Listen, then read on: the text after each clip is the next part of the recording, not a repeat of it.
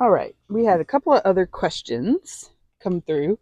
One of them was about what is the deal with um, flavorings like vanilla and how is that associated with beavers?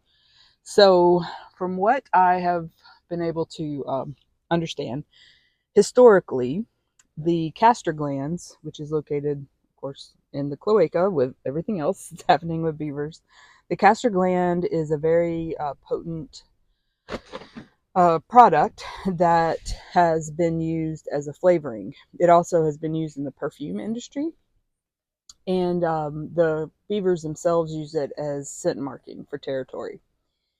So I am not a chemist and I can't exactly explain how or why this is a really good product for this, but it is absolutely something that historically has been used. And in fact, it sounds like certain flavors like strawberry, raspberry, vanilla, when it says all natural flavorings, it potentially could have come from a beaver castor gland. It is not possible to get this substance out of a beaver without killing them. So all the castor gland substances are from beavers that have been trapped and killed.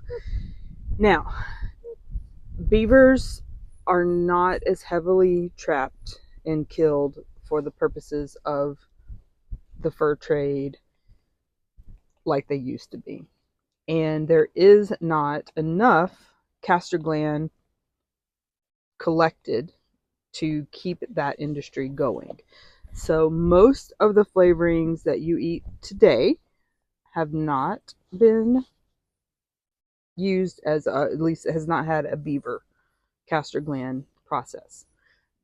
But it is still used in certain specialty situations. It's also used more often now in the perfume industry. I don't have all the details, but that is basically what it seemed to make sense, what I could find. So I believe you're safe. But most likely at some point, if you've lived any amount of time in this life and you've had strawberry, raspberry, or vanilla flavored stuff, it's very likely that that could have been beaver derived, which is just sort of crazy.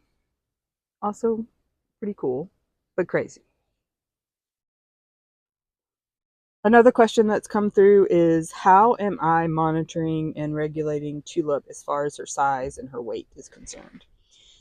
And Tulip is the very different from the other beavers or animals that I've raised because of the fact that Tulip is stunted.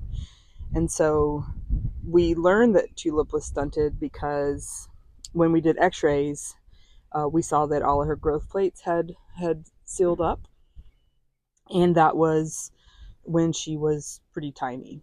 And so at this point, the only way that Tulip can really grow is out. But we're learning as we go because Tulip is very different.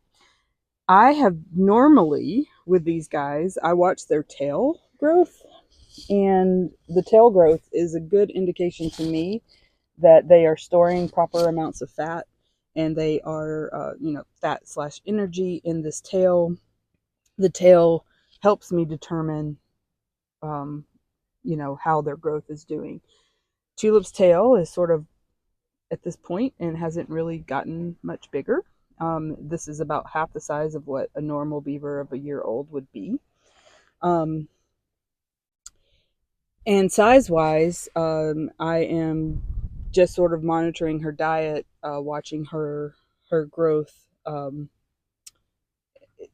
Making sure she has as much food as she would like to eat as far as the healthy stuff, and limiting the snacks and the treats. Um, and Tulip is in a great condition as far as her body is concerned. She's a really good looking beaver. She's not obese. She's not overweight, but the growth pattern is very different. So we're learning a lot.